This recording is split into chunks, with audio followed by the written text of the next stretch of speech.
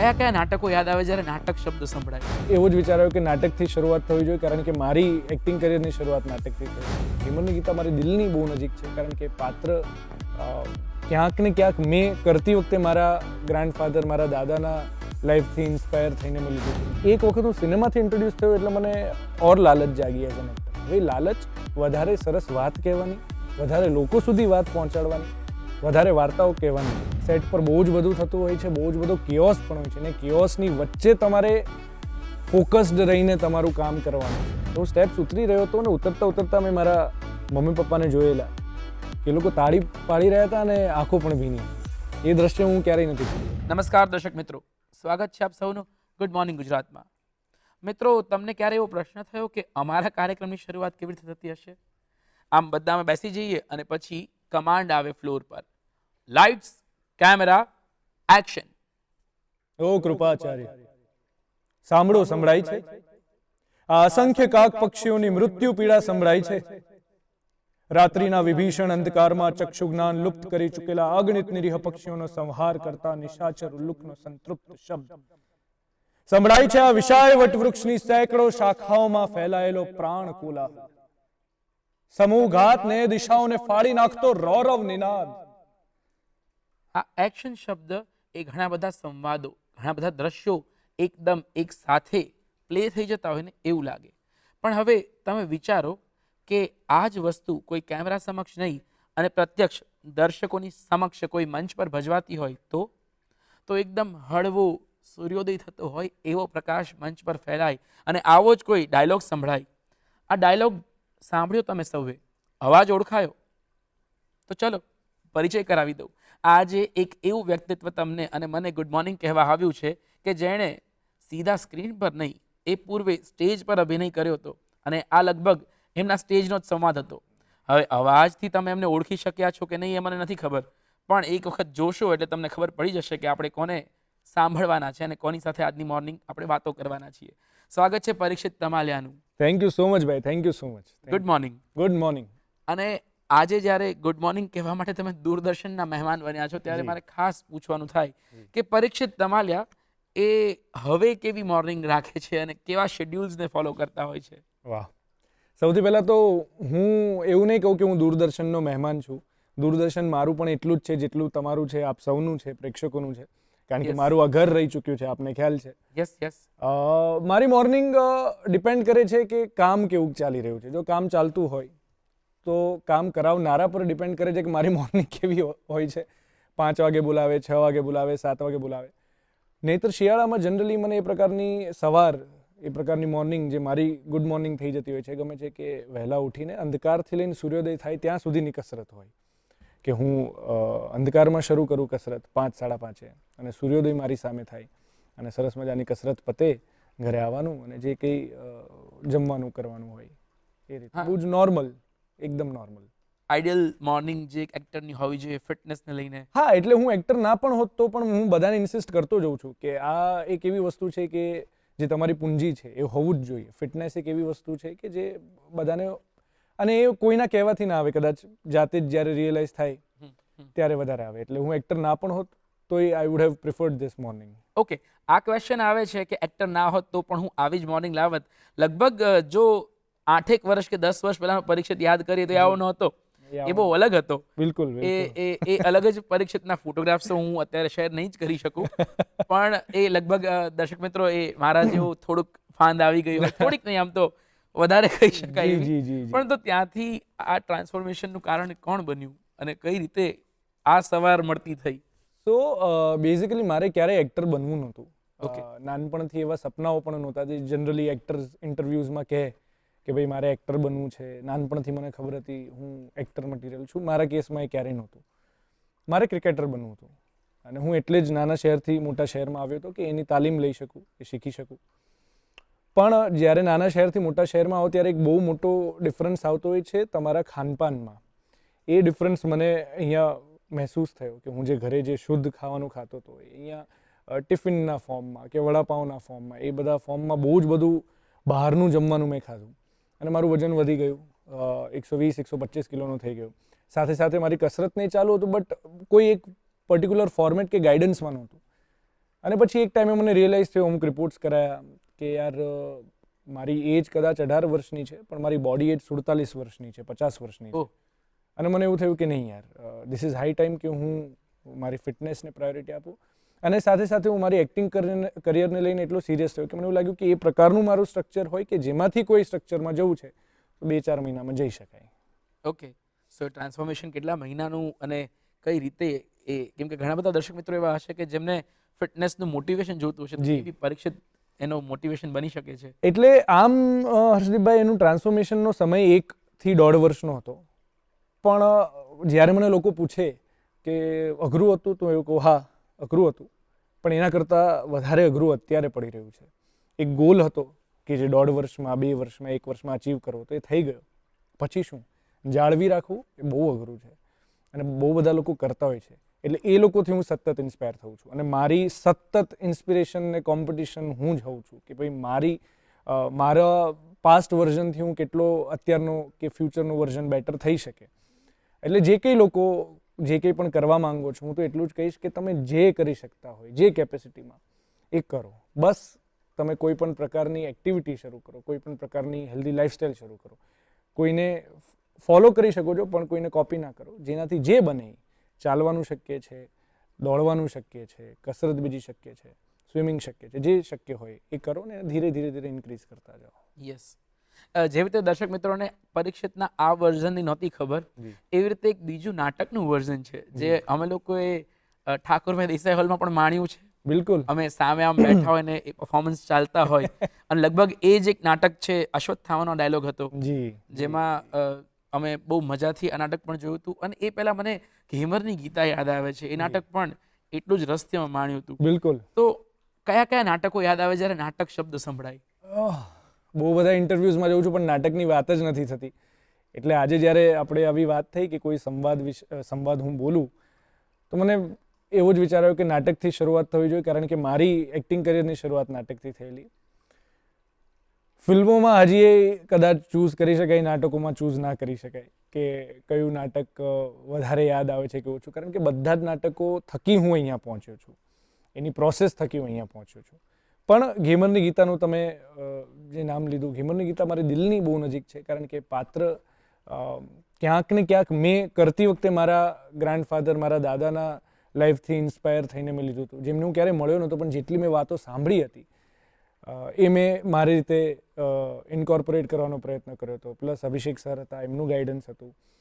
અને આ જેટલા પણ નાટકો સ્ટુડન્ટ થિયેટર દરમિયાન કર્યા, એ બધા નાટકો દરમિયાન એવું બધું શીખવા મળ્યું કે જે મને બહુ લેટલી રિયલાઇઝ થયું કે એવી પૂંજીઓ અમને મળી છે કે જે કદાચ આગળ જતાં અમને હવે ક્યાં મળશે ખબર નથી.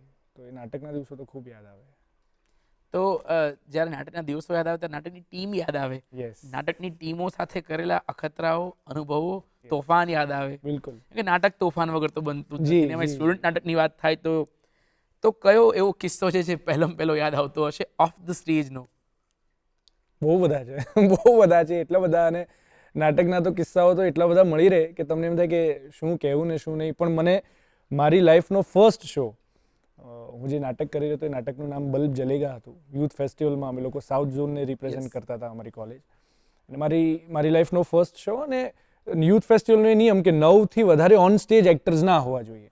ટીમ તમારી 40 લોકોની, 50 લોકોની હોઈ શકે, પણ 9 લોકોથી વધારે ઓન સ્ટેજ એક્ટર્સ ના હોવા જોઈએ. એટલે 1-2 લોકો હતા જે મેઇન લીડ્સ કરી રહ્યા હતા, અને હું 4 કેરેક્ટર્સ કરી રહ્યો હતો. કોઈ 2 કરી રહ્યા છે, કોઈ 3 કરી રહ્યું છે, હું 3-4 કેરેક્ટર્સ કરી રહ્યો હતો. અને ફર્સ્ટ ટાઈમ ઓન સ્ટેજ, પહેલો શો, એટલે નર્વસનેસ એના પીક ઉપર હતી, એટલે કંઈ ખબર ના પડે. અને ત્રીજા સીનમાં જે મારે ઓફિસમાં જવાનું હતું, એમાં છઠ્ઠા સીનનો લહેંગો જબ્બો પહેરીને હું જતો રહ્યો.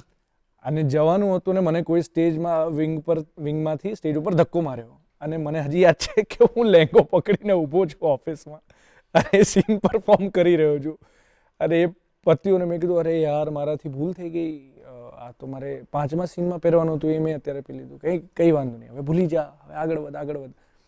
પછી તો એટલું બધું ગિલ્ટી ફીલ થાય, સરને જઈને સોરી કીધું, રડ્યો.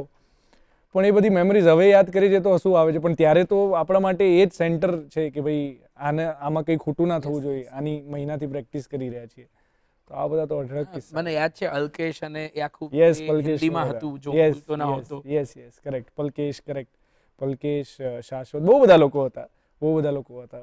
વી એન્જોયડ પરફોર્મિંગ દેટ. બહુ મજા આવી. અચ્છા, તો ક્યારે એવું થયું કે નાટક જ કરવા છે, ફિલ્મો તરફ આવવાની ઈચ્છા હતી નહોતી, કેમનું આવવાનું થયું? કેમ કે જ્યારે આપણે વાત કરી શરૂઆત ત્યારે કીધું કે મને ક્યારેય ફિલ્મોમાં આવવાનું કે મારે એક્ટર બનવાનું જ મારું સપનું નહોતું, હા, તો ત્યાંથી નાટક ને નાટક પછીનું આ સ્ટેજ કઈ રીતે મળ્યું, કેમેરા સમક્ષ કઈ રીતે આવવાનું થયું? તો મને છે ને જ્યારે હું એક્ટિંગથી અથવા તો એક્ટિંગના પેરામીટર્સથી હું જ્યારે મને ખબર પડી, ઇન્ટ્રોડ્યુસ થયો, તો હું બહુ ક્લિયર હતો કે મારે ફિલ્મોમાં કામ કરવું છે. જ્યાં સુધી હું એક્ટિંગ સાથે અથવા એક્ટિંગની કોઈ પણ સ્કિલ સાથે જ હું ઇન્ટ્રોડ્યુસ નહોતો ત્યાં સુધી મને કોઈ આઈડિયા નહોતો. પણ થિયેટર કરવાનું શરૂ કર્યું અને બીકોમ, એમકોમ ને LLB કર્યું. બીકોમ ને એમકોમ મેં જે કોલેજમાંથી કર્યું ત્યાં કરવાનું કારણ જ એ હતું કે હું થિયેટર કરી શકું. પણ પછી મારી આસપાસના મિત્રો કે જે લોકો એ બેચમાં હતા, જે એ જ ઇન્ટેન્સિટીથી થિયેટર કરતા હતા, એ છૂટા થઈ ગયા. એટલે થિયેટરની ઇન્ટેન્સિટી ઓટોમેટિક ડાઉન થઈ ગઈ. એટલે પછી હું ફિલ્મો તરફ, અને ફિલ્મ બી મેં 2016માં કરી હતી, ત્યારે હું ઓલરેડી થિયેટર કરી રહ્યો હતો. એના પછી પણ મેં થિયેટર કર્યું, એના પછી પણ ફિલ્મો કરી. બટ એક વખત હું સિનેમાથી ઇન્ટ્રોડ્યુસ થયો એટલે મને ઓર લાલચ જાગી એઝ એન એક્ટર. હવે લાલચ વધારે સરસ વાત કહેવાની, વધારે લોકો સુધી વાત પહોંચાડવાની, વધારે વાર્તાઓ કહેવાની હતી. એ લાલચ ગ્લેમરની નહોતી, એ લાલચ પૈસાની નહોતી. કારણ કે ત્યારે તો સમજ જ શું હોય, ત્યારે શું ખબર પડતી હોય 19-20 વર્ષે એટલી બધી પૈસાની કે ગ્લેમરની. એટલે પછી મને એવું થયું કે યાર ફિલ્મો થકી તો હું વધારે લોકોને કહી શકું છું જે વાત મારે કહેવી છે, અથવા તો હું કોઈના વિઝનનો ભાગ બની શકું છું. થિયેટર એક્ટરનું મીડિયમ છે, તો આ તો ડિરેક્ટરનું મીડિયમ છે. અચ્છા, આટલા બધા લોકો, 150 લોકો એક સાથે મળીને એક વાર્તાને જીવ આપી રહ્યા છે. તો પછી હું બહુ ક્લિયર થઈ ગયો કે ના, મારે આ એક્ટર બનવું છે, અને એવા એક્ટર બનવું છે કે જે બહુ જ બધી અલગ અલગ વાર્તાઓ કહી શકે, અલગ અલગ વાર્તાનો ભાગ બની શકું. અને સરસ સરસ વાર્તાઓનો હું જો ઇતિહાસમાં નામ લખાવતો હોય તો એમાં હું પણ એક નાનો હિસ્સો બની શકતો હોય, તો કેમ નહીં. એટલે ફિલ્મો મને ઓલવેઝ વધારે એટ્રેક્ટ કરી છે. મારો બેઝ થિયેટર રહ્યો છે. થિયેટરને સિનેમાનું હું ક્યારેય કમ્પેર નથી કરતો. પણ મને ક્યારેય કોઈ પણ એવું પૂછે તો મને જે સિનેમાએ આપ્યું છે એ ખૂબ આપ્યું છે, ઘણું આપ્યું છે. ઓકે, જ્યારે વાત થઈ ગેમરની ગીતાની, ત્યારે કીધું કે દાદાને કંઈક રીતે યાદ કર્યા. તો જ્યારે આટલી બધી ઓપોર્ચ્યુનિટીઝ મળે છે વાર્તાઓ કહેવાની, ત્યારે પરીક્ષિતને કઈ વાર્તા કહેવાનું મન છે? કેમ કે ઘણા બધા દર્શકોને નહીં ખબર હોય કે પરીક્ષિત અમદાવાદની જ બાજુમાં આવેલા સુરેન્દ્રનગરમાં જન્મ્યો, ત્યાં જ એનો ઉછેર થયો છે. તો એવી કઈ કઈ વાર્તાઓ છે કે જે દર્શકો સમક્ષ કહેવાનું કે ભવિષ્યમાં જો અવસર મળે તો એ કરવાનું બહુ જ મન છે?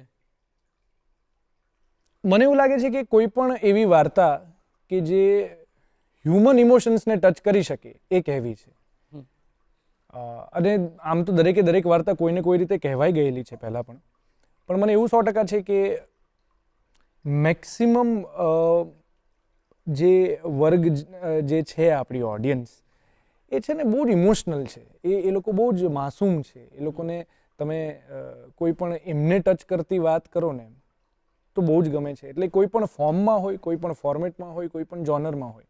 હું એટલે અહીંયા જોનરનો જિકર નથી કરતો કારણ કે મને એવું નથી કે મારે માઇથોલોજીકલ કરવું છે અથવા તો બાયોપિક કરવી છે. વાર્તાઓ બધી જ કરવી છે, બધા જ ફોર્મેટ્સમાં કામ કરવું છે. બટ ગ્લેમરસ હોય એનું ના નથી, પણ એના કરતાં ફોર એક્ઝામ્પલ મેં ઇન્ટરવ્યૂ જેવી ફિલ્મ કરી હતી કે જે એક આખા મિડલ ક્લાસને રિપ્રેઝેન્ટ કરતી હતી.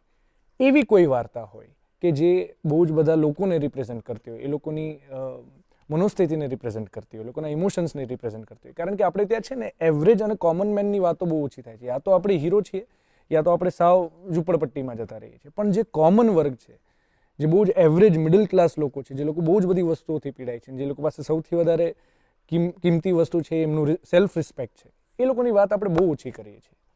મને લાગે છે એવી વાર્તાઓનો ભાગ વધારે બનવું છે, એ પછી કોઈ પણ ફોર્મમાં હોય. જ્યારે મેં સુરેન્દ્રનગર કીધું તો સુરેન્દ્રનગર શબ્દ કે એ સ્થળની વાત આવે તો પહેલું શું યાદ આવે? ઘર. ઘર, મારું ઘર.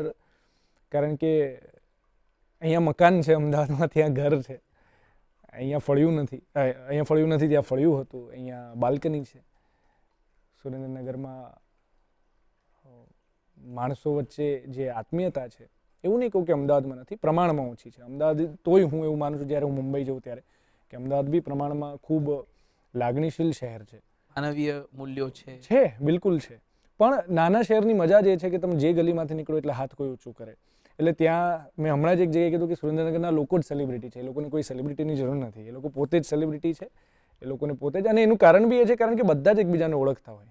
એટલે સુખ દુઃખમાં પહેલા હાજર થઈ જાય. તમારે ફોન કરીને બોલાવવા ના પડે. સત્યનારાયણની કથા હોય તોય એક એકના ઘરે જઈને કહેવાનું કે તમે આવજો. કોઈને ત્યાં મરણ પણ થયું હોય તોય બધી જગ્યાએ નેહડામાં વાત પહોંચી જાય કે ભાઈ આવજો. આ બધી જે વાતો છે, આ બધા જે મૂલ્યો છે એ હવે શહેરમાં નથી જોવા મળતા અને શહેરમાં કંઈક કેપ્સ્યુલ વર્ઝન જ થઈ ગયું છે. એટલે જ આપણે પેલું કહીએ છીએ ને, જીજે તેર એને બહારની વાતોનો ન ન પડે ફેર. 100%. એ સુરેન્દ્રનગર પોતાના જે કલ્ચરને લઈને ચાલી રહ્યું છે. બિલકુલ.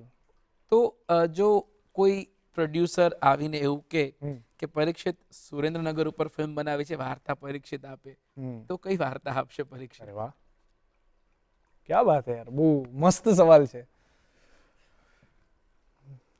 દુધરેજ વડવાળા મંદિર છે અને દુધરેજ વડવાળા મંદિર છે ત્યાં લોકો, એટલે કે જે પર્ટિક્યુલરલી રબારી સમાજ જે ખૂબ માને છે, હું પોતે રબારી છું, એ દુધરેજ વડવાળા મંદિરમાં એવો નિયમ છે, નિયમ તો નહીં પણ લોકો એવી માનતા માને છે કે મને જો દીકરો ના થયો હોય અને જો કે મને દીકરો થશે, મને 2 દીકરા થશે, તો એક દીકરો હું દાન કરીશ.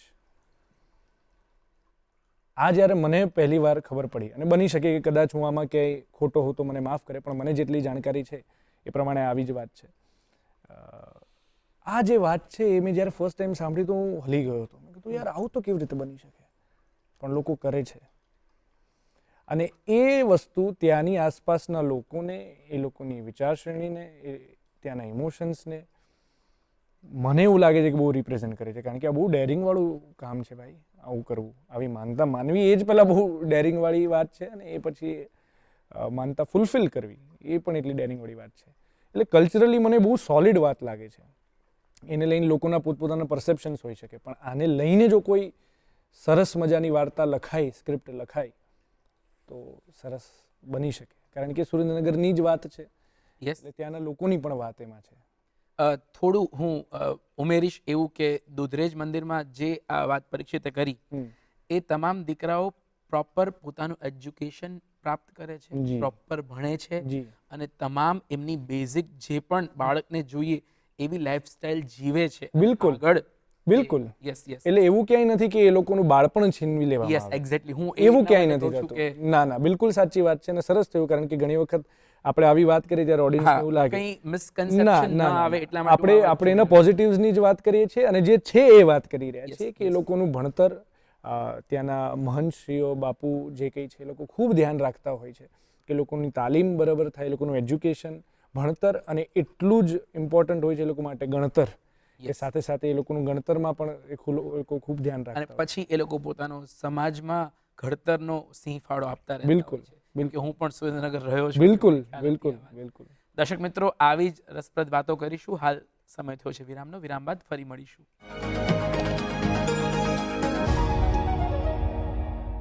વિરામ બાદ આપનું સ્વાગત છે ગુડ મોર્નિંગ ગુજરાતમાં. આપણે વાત કરી રહ્યા છીએ પરીક્ષિત તમાલિયા સાથે. પરીક્ષિત એના ફિલ્મની જર્ની કેવી રહી, નાટકો કેવા કર્યા, અને ફિલ્મના સેટ પર બહુ બધું સિનેમા એને આપ્યું છે એવું કહ્યું છે. મારે આગલી વાત એ જાણવી છે પરીક્ષિત કે વોટ્સઅપના સ્ટેટસમાં 2020માં એવું લખાયું છે કે હું તો મારો મહત્તમ સમય ફિલ્મના સેટ પર કાઢવા માંગીશ, કેમ કે હું સેટ પરથી ઘણું બધું શીખું છું. તો હવે અમે તો ફિલ્મ એટલી બધી કરતા નથી, તો અમારે સમજવું છે કે ફિલ્મના સેટ શું શીખવાડી જાય છે. આપણે હમણાં જ બિહાઇન્ડ ધ સીન એવી વાત થતી હતી કે ફિલ્મો નોન લિનિયર ફોર્મેટમાં શૂટ થતી હોય છે, ત્યારે નાટકનું ડિસિપ્લિન કામમાં આવે છે. એ 12 કલાક 14 કલાક દિવસ દરમિયાન જે તમારી ઇન્ટેન્સિટી, તમારું ફોકસ અને તમારી કામ કરવાની પદ્ધતિ જે જાળવી રાખવી પડે છે, એ હું નાટકમાંથી શીખ્યો છું. પણ એની પ્રેક્ટિસ મારી સિનેમામાં થઈ છે. હું શીખ્યો છું ત્યાં, પણ એનું એક્ઝિક્યુશન મેં સિનેમામાં કર્યું છે.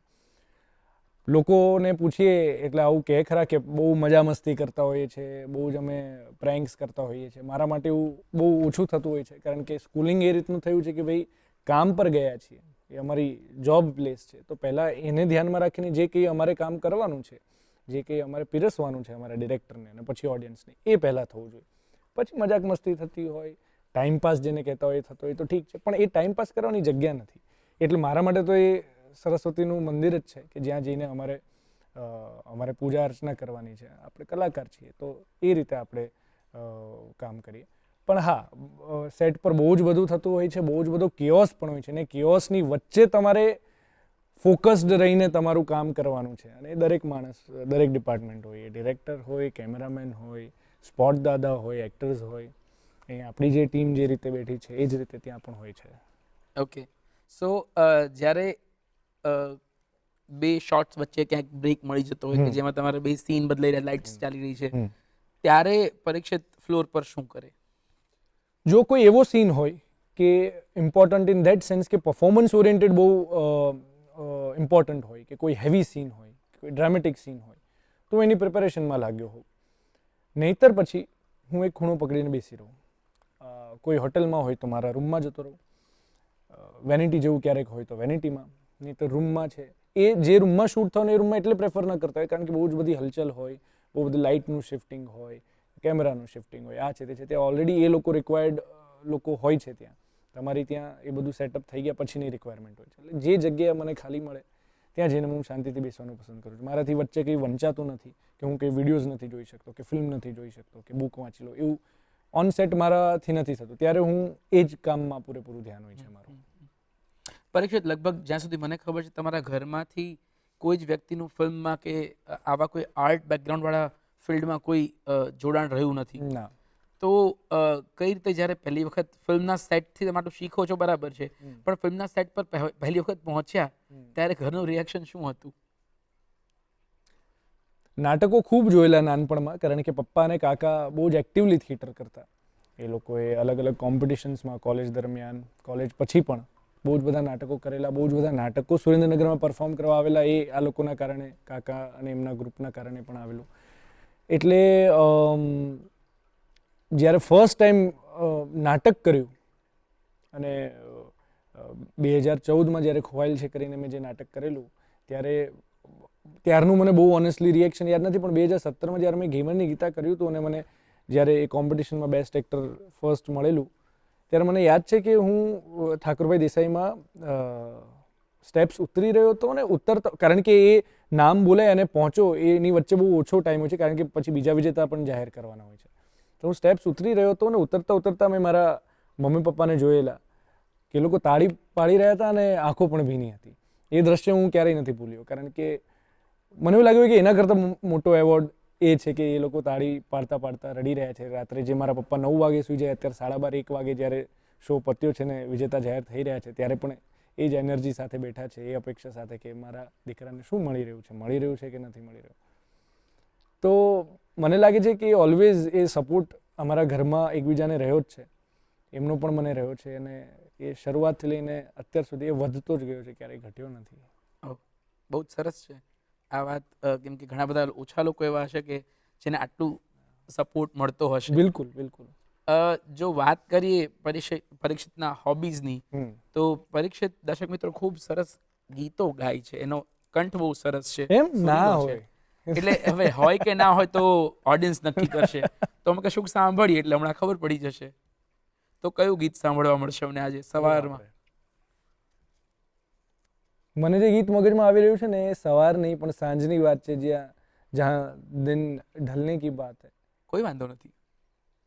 સૂર્યોદય છે તો સૂર્યાસ્ત છે, એટલે આજનો દિવસ પણ ઢળવાનો જ છે, ત્યારે અમે આ ગીત ફરી યાદ કરી લઈશું. આપણે આને એક હમ્બલ પ્રયાસ આપીએ. બાકી અમે સિંગર નથી, અમે એક્ટર બરાબર છીએ. એક અભિનેતા એ સંગીતનો જાણકાર હોય ને ખાસ ત્યારે જ્યારે મંચથી આવેલો અભિનેતા હોય, તો અમને એ મંચનો કંઠ સાંભળવામાં રસ છે. કहीं દૂર જબ દિન ઢલ જાए, सांझ की दुल्हन बदन चुराए, चुपके से आए, मेरे ख्यालों के आंगन में कोई सपनों के दीप जलाए, दीप जलाए, कहीं दूर जब दिन ढल જાए. વાહ વાહ વાહ, બહુ મજા આવી ગઈ. મેં પહેલી વખત મેં નાટકમાં ક્યારેય તને ગાતા નથી સાંભળ્યો, પણ જ્યારે ઇન્સ્ટાગ્રામ પર અમુક સ્ટોરીઝમાં કે રીલ્સમાં જોઉં, ઇવન હમણાં જ એક બેઠક થઈ એટલે મને ખબર પડે કે ભાઈ મ્યુઝિક તો બહુ જ ગમે છે. મ્યુઝિક અને ક્રિકેટ, આ બે વસ્તુ મારા માટે એક્ટિંગથી બી પહેલાં આવે છે, કારણ કે એ ક્રિકેટની ડિસિપ્લિન, ક્રિકેટની જીદ અને મ્યુઝિક કે કોઈ પણ કર્ણપ્રિય વસ્તુની સમજ એ વસ્તુ મને એક્ટિંગમાં હેલ્પ કરે છે ઘણી વખત. એટલે મારા ઘરમાં મ્યુઝિકને લઈને કલ્ચર બહુ રીચ છે, બધું જ સાંભળવું કરવું એવું ખૂબ છે ઘરમાં. જો કોઈ ઇન્સ્ટ્રુમેન્ટ શીખવાની વાત આવે તો કયું ઇન્સ્ટ્રુમેન્ટ ગમશે? મેં સિતાર શીખવાનું શરૂ કરેલું. ઓકે. મારો બહુ જ સારો મિત્ર અને બહુ જ સારો કોચ છે ધ્રુવ વ્યાસ કરીને. અમે શીખવાનું શરૂ બી કરેલું અને ગણીને 3 દિવસ હું ગયો, 2 કે 3 દિવસ, અને પછી એટલું બધું કામમાં શેડ્યુલ પ્લસ માઇનસ, કારણ કે અઠવાડિયામાં 2-3 દિવસ જ હોય છે. એટલે 1-2 અઠવાડિયામાં હું આવી રીતે 2-3 દિવસ ગયો અને પછી મેં મૂકી દીધું. પણ હું રોજ યાદ કરું છું કે મેં જે મૂક્યું છે અધૂરું એને મારે કમ્પ્લીટ કરવાનું છે. હા. એટલે એ હું સિતાર શીખવાનું ચોક્કસ. તો પૂરું કરીશ જ. So, સિતાર is પણ in જો my wish. આપણી વાત ચારમી સાંભળતી હશે તો ચારમી હવે ફોન કરવાનું ચાલુ કરી દેશે યસ અને યસ, રોજ ચારમી કરી બોલાવશે. દેશે. ચારમી કરી દેશે કે ભાઈ હવે તમે આવી જાઓ અને શીખો. અને ધ્રુવ વચ્ચે મળ્યો તો કીધું હતું કે તમે આયા 2 દિવસ ખાલી. મેં કીધું સોરી સર, હવે હું આવીશ. પણ એવો ટાઈમ શોધી રહ્યો છું કે જ્યાં હું મહિનો ડેડિકેટેડલી 5-6 મહિના આપી શકું એમ. યસ એટલે 5-6 મહિના આપશો તો પછી બીજા 5-6 વર્ષ ક્યારે આપવા છે એ પણ નક્કી થઈ જશે. કારણ કે કોઈ પણ ઇન્સ્ટ્રુમેન્ટ છે ને એ આપણને પસંદ કરતું હોય છે. અમે એવું સાંભળીએ છીએ કે આપણે ઇન્સ્ટ્રુમેન્ટ નથી પસંદ કરતા, એ આપણને ઇન્સ્ટ્રુમેન્ટ તમને પસંદ બિલકુલ કરતું હોય છે. બિલકુલ. તો લગભગ એ દિવસો વધતા જ જશે અને અમને બહુ જલ્દી પરીક્ષિત સિતાર સાથે પણ દર્શન દેશે એવી અમને. એ શીખવું તો છે જ બિલકુલ. તો ઘણા બધા અભિનેતાઓ જે નાટકથી ફિલ્મ તરફ પ્રયાણ કરે છે, ફિલ્મ શીખ્યા કે એમાં થોડું નામ થાય પછી ધીરે ધીરે મુંબઈ તરફ મીટ મંડાતી હોય છે. તો પરીક્ષિતના જીવનમાં મુંબઈ આવી રહ્યું છે, આવી ગયું છે કે આવવાનું છે? મુંબઈની છેલ્લા 1-1.5 વર્ષમાં મારી જર્ની થોડી વધી છે અને એનું કોવિડ પછી ત્યાં સેટઅપ રહ્યું ને થોડું ચેન્જ થઈ ગયું છે. એટલે બહુ બધી ઓફિસીસ રહી હવે ડિજિટલ થઈ ગઈ છે.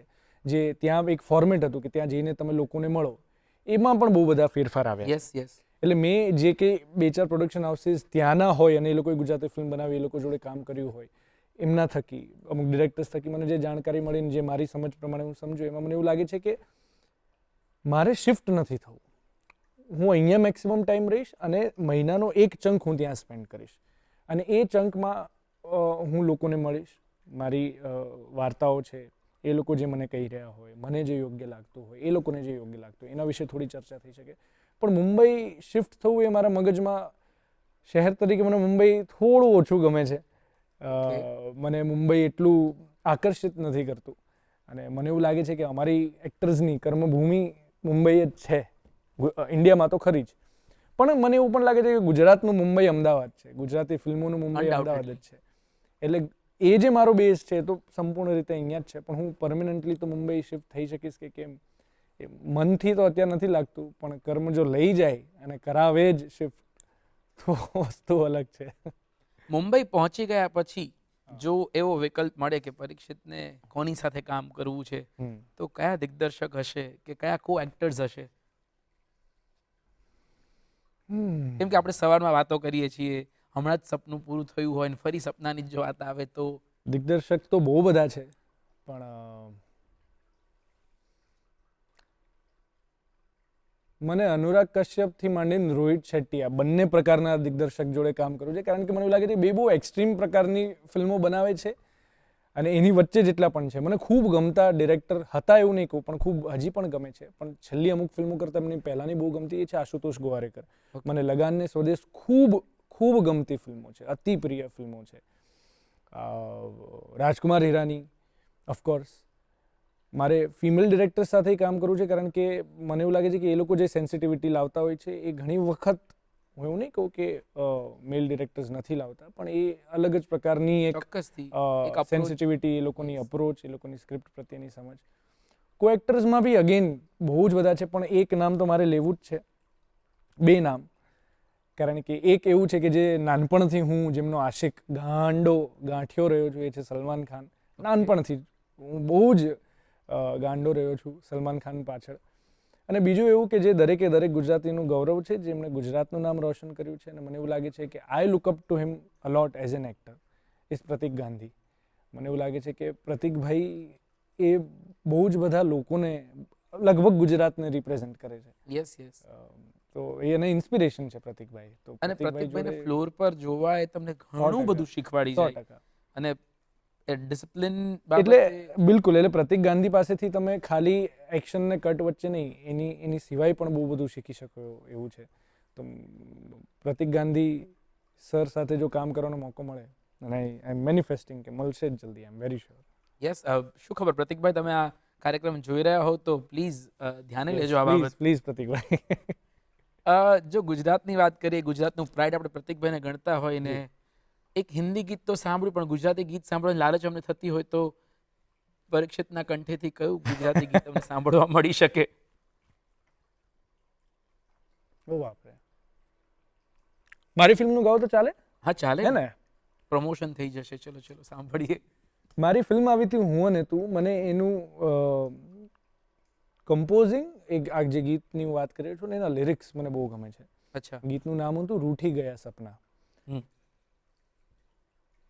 તો એનો વચ્ચેનો અંતરો કંઈક એવો છે જે જીગરદાન ગઢવીએ ગાયો છે, જે અહીંયા આવી ચૂક્યા છે, એટલે એમના ગાયા પછી હું ગાઉં એ તો થોડી ગુસ્તાખી જ થઈ જાય. જીગરા સાથે મેં જ વાતો કરી હતી, એટલે મને ફરી course. જીગરાનું ગાયેલું ગીત સાંભળવું ગમશે. કોઈ આંખોને ચોરી ગયું છે જેમાં લખી તી જિંદગી, અંજાની રાહોમાં રહી ના ખબર કે સામે મળી તી જિંદગી. એકવાર શોધી આપો કોઈ તો મને, લાગણી હતી જે સાથમાં, એકવાર લઈને જાઓ કોઈ તો મને, જ્યાં શરૂ કરી તી વાર્તા, રૂઠી ગયા રે સપના, છૂટી ગયા રે અપના. વાહ વાહ વાહ. તાલીમ લીધી છે ખરી ક્યારે ગાવાની?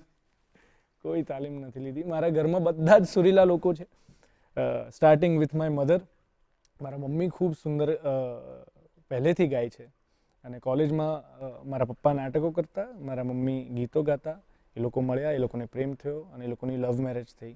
આવી રીતે અમારા ઘરમાં પરફોર્મિંગ આર્ટ્સને લઈને કે કોઈ પણ પ્રકારના આર્ટને લઈને કલ્ચર નાનપણથી જ એટલે રહ્યું છે. એટલે આઈ થિંક એ મમ્મીનું વારસો, અને પપ્પા પણ સુરીલું ગાય છે. પપ્પા ફોક તરફ વધારે, મમ્મીનું ક્લાસિકલ વધારે. હવે હું તફાવત કરી શકું છું એ લોકોની સમજણને, ચોઇસીસને જોઈને. તો ફોક ગીત ગાવાનું કહીએ, ચલો હવે ત્રીજું આવે. અરે ભાઈ, તો પપ્પા તરફથી જે પપ્પા છે ને પપ્પા ફોક ગાતા જ નથી. તમને એવું લાગ્યું ને કે હું ફોકની વાત કરી? ના, પપ્પા ગાતા જ નથી. જો અહીંયાથી ઘર નજીક જ છે, હું આવીને તપાસ કરીને પછી ગવડાવું એના કરતાં સારું છે કે અમે ફોક સોંગ સાંભળીને. અરે બાપ રે યાર, આ તો બધું આઉટ ઓફ સિલેબસ આવે છે. એને જ મજા. આના કરતાં મારે પૂછી લેવાનું હતું કે શું શું.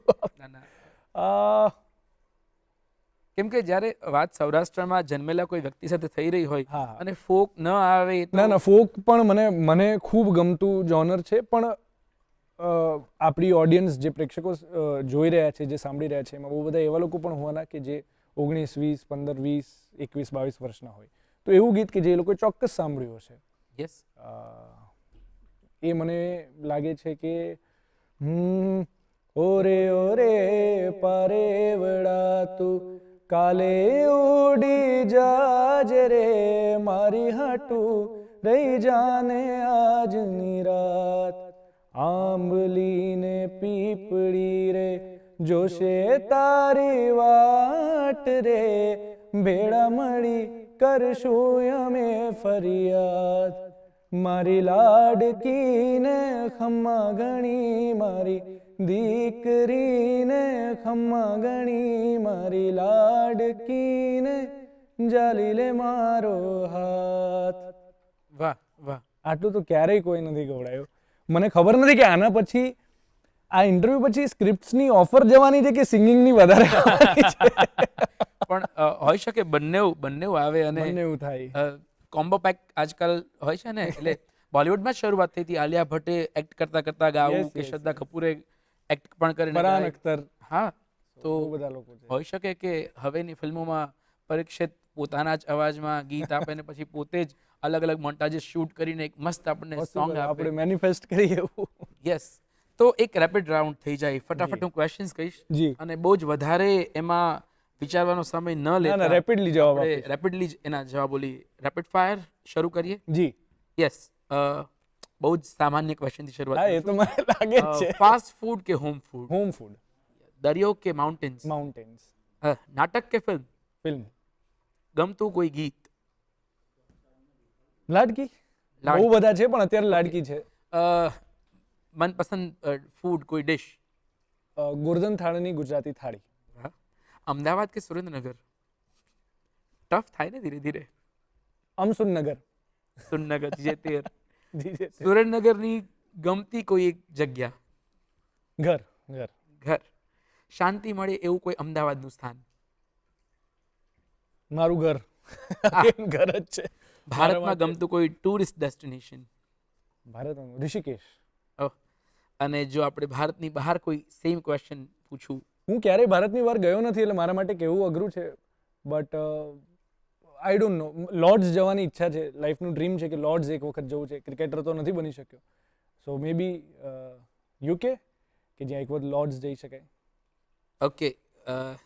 મને એક પ્રશ્ન એવો થાય છે આટલું સાંભળ્યા પછી કે ક્રિકેટર, સિંગિંગ ગમે છે, એક્ટર છે, તો આ વ્યક્તિ like what is your life goal? આગળ શું દેખાય છે કે શું અચીવ કરવાની ઈચ્છા છે? એકચ્યુઅલી હર્ષદીપભાઈ, મેં ક્યારેય પ્લાન નથી કર્યું. હવે જેમ જેમ મોટા થયા છીએ, જવાબદારીઓ આવી છે ઘરમાંથી, કે જાતે જ જવાબદારી જે લઈ લીધી હોય, એટલે થોડું ઘણું પ્લાન કરતો થયો છું. બટ 5 વર્ષે અહીંયા હોવું છે, 10 વર્ષે અહીંયા જવું છે, એવો કોઈ મારો ગોલ કે ડ્રીમ નથી. અને હું એમાં માનતો પણ નથી. તમે સમય સાથે ચાલો, થોડું ઘણું પ્લાન કરતા રહો, અને જેમ આપણે ફિલ્મોમાં અને નાટકોમાં કરીએ છીએ કે ઇમ્પ્રોવાઇઝેશનનો પણ સ્કોપ રાખો. લાઈફ પણ એવી હોવી જોઈએ કે જેમાં તમે થોડું પ્લાન કરો અને થોડું ઇમ્પ્રોવાઇઝેશનનો સ્કોપ રાખો, કે જ્યાં તમને જે તે સમયે જે સિચ્યુએશન લાગે એને ધ્યાનમાં રાખીને તમે રિએક્ટ કરો અને એને ઓર બેટર બનાવવાનો પ્રયત્ન કરો તમારી લાઈફના સીનને. ઓકે, હું પ્લાન નથી કરતો હોઈ શકે, પણ જો કોઈ આદર્શ તમે કોઈને માનતા હોવ તમારા લાઈફમાં, કે તમે જેની જર્ની જોઈને કાયમથી શીખતા હોવ, તો એ વ્યક્તિત્વ કોણ છે જીવનમાં? અગેન એવું કોઈ નથી ખરેખર. ઓહ, મારું કોઈ એક એવું આદર્શ નથી કે જેને માત્ર મેં ફોલો કર્યા હોય, પણ બહુ જ બધા એવા લોકો છે કે જે લોકો પાસેથી મેં ઘણું બધું શીખ્યું. અને મેક્સિમમ એવું થયું છે કે આપણે ત્યાં જે ટોપ, મિડલ અને બોટમ લેવલ ઓફ મેનેજમેન્ટ હોય, એ હંમેશા મને personally inspiration bottom level of મેનેજમેન્ટના લોકોથી જ મળી છે. કારણ કે એ લોકોનું ડેડિકેશન, એ લોકો જે સામે આપી રહ્યા છે, એ લોકો જે ખર્ચી રહ્યા છે, એમની સામે એમને જે મળી રહ્યું છે ને બહુ ઓછું છે. એમાં આટલો ફરક હોય છે. એટલે મને હંમેશા એવું થયું છે કે જો આ લોકો આટલું બધું કરી રહ્યા છે તો આપણે તો કેટલા પ્રિવિલેજ છીએ. પછી આને તમે કોઈ પણ રૂપમાં કહી શકો છો. એ તમે રોડ ઉપર જતા કદાચ જ્યારે મેં ગોર્ધન થાળની વાત કરીને કોઈને કદાચ 3 દિવસ વાસી રોટલો મળી ગયો છે ને એને એનાથી પણ ટાઢક મળે છે, કે એનાથી પણ પેટ ભરાય છે, તો એ પણ ઇન્સ્પિરેશન છે. તમે તમારી ગોર્ધન થાળની થાળી કદાચ મિસ કરીને ઘરનું જમવાનું એની સાથે શેર કરી શકતા હોય તો એ કરો. આ પ્રકારની મને પર્સનલી બહુ ઇન્સ્પિરેશન લાગે છે. એટલે મારું કોઈ એક એવું આદર્શ વ્યક્તિ નથી ને હું એ ફોર્મેટમાં બી નથી માનતો કે કોઈ આદર્શ હોવું જોઈએ. કારણ કે એને લીધે છે ને માણસો બહુ જ પરફેક્ટ થવાનો પ્રયત્ન કરે છે. પરફેક્ટ ના હોવું જોઈએ માણસે ભૂલો કરવી જોઈએ. ગંભીર ભૂલો ના થાય તો સારું, પણ ભૂલો કરે, શીખે ને આગળ વધે ને બીજાને લઈને સાથે ચાલે. બહુ જ સુંદર વાત કરી કે પરફેક્ટ થવાની ઘેલછામાં બંધાઈ નથી જવું. બંધાઈ નથી જવું. મોકળું આકાશ હોય અને ઉડવાની જ્યાં તક મળે ત્યાં ઉડતા રહીએ, બિલકુલ. ભૂલો કરતા રહીએ, શીખતા રહીએ. એક અભિનેતા તરીકે બહુ જ સરસ અવલોકન હોય છે. તો પરીક્ષિતની એઝ એક્ટર હવે આવનારી કઈ ફિલ્મો છે જે દર્શકો માણશે? અત્યારે હમણાં જ આવા દે રિલીઝ થઈ અને એના પછી હવે વાંકી ચૂકી લવ સ્ટોરી આવવાની છે. આ બંને ફિલ્મોનો પ્રકાર એવો છે કે જે ઓડિયન્સને ખૂબ એન્ટરટેન કરે. અંતે ફિલ્મોનું જે મૂળ ઉદ્દેશ્ય છે લોકોને એન્ટરટેન કરવું. આપણે એવું પણ સમજી લેતા હોય છે કે એન્ટરટેન કરવું એટલે હસવું. ના, કોઈ પણ રીતે તમને રાજીપો ફીલ થાય, કોઈ પણ રીતે તમને એન્ગેજિંગ ફીલ થાય. તો મને એવું લાગે છે કે આ બંને ફિલ્મોમાં એ પ્રકારની તાકાત છે. આવા દે તો આવી અને હવે વાંકી ચૂકી લવ સ્ટોરી, કે જે ફેમિલી એન્ટરટેનર છે, જે તમે તમારા પરિવાર સાથે, તમારા મિત્રો સાથે ટોળામાં જઈને જુઓ. એના પછી જે હું 1-2 વાર્તાઓ લગભગ જે કરી રહ્યો છું એ એટલી સુંદર વાર્તાઓ છે, એટલી રૂટેડ વાર્તાઓ છે. જે એક ફિલ્મ જે હું સવા વર્ષ પહેલાં કરવાનો હતો ને હવે અમે લોકો એના ઉપર ફાઇનલી બહુ બધું કામ કર્યા પછી હવે કરી રહ્યા છીએ. એટલી બધી રૂટેડ ને એટલી બધી સરસ વાર્તા છે કે હું જેન્યુઅલી આઈ કાન્ટ વેઇટ કે હું ક્યારે એનું શૂટિંગ શરૂ કરું ને ક્યારે અમે લોકો સુધી પહોંચાડીએ, કારણ કે મને એવું લાગે છે અગેન જેમ આપણે હમણાં વાત થઈ એમ કે બહુ બધા લોકોને રિપ્રેઝેન્ટ કરતી વાત છે, બહુ બધા લોકોના ઇમોશન્સને રિપ્રેઝેન્ટ કરતી વાત છે. સો આ રિલીઝ થશે એના પછી 2 ફિલ્મોનું શૂટ શરૂ થશે. તમને આવનારી ફિલ્મોની શુભેચ્છાઓ. Thank you. તમને જે ફિલ્મો બનાવવી છે, જે વાર્તાઓ તમે જી, કીધું બહુ જ જી. નજીક છે તમારા હૃદયની, જી. એના માટે પણ શુભેચ્છાઓ. Thank you અમે so much. ઈચ્છીશું કે અમારા તમામ દર્શકો જે તમને સાંભળી રહ્યા છે જી. એ બધા જ તમારી ફિલ્મને ઝીલે અને વધાવી લે. વાહ, થેન્ક યુ સો મચ. દર્શક મિત્રો, આ હતી આપણી વાતચીત પરીક્ષિત તમાલિયા સાથે. પરીક્ષિત, ખૂબ ખૂબ આભાર. તમે ગુડ મોર્નિંગ ગુજરાતમાં આવ્યા અને દૂરદર્શનના તમામ દર્શકોને આટલી સરસ એક સવાર આપી. ખૂબ ખૂબ આભાર. ના આપનો ખૂબ ખૂબ આભાર. અહીંયા આવીને મને ખૂબ આનંદ થયો, કારણ કે ઘર વાપસી થઈ છે મારી, અહીંયાથી શરૂઆત થયેલી મારી અને અહીંયા જ હું પાછો આવ્યો. અગેન તમારી સાથે કોઈ પ્રોફેશનલ ટર્મ્સ ખાલી માત્ર નથી મારા, એટલે તમારી સાથે વાત કરવાની પણ ઓર મજા આવી અને આઈ હોપ કે આપણને જેટલી મજા આવી છે એટલી જ પ્રેક્ષકોને મજા આવી હશે. પણ thank you so much. Thank you.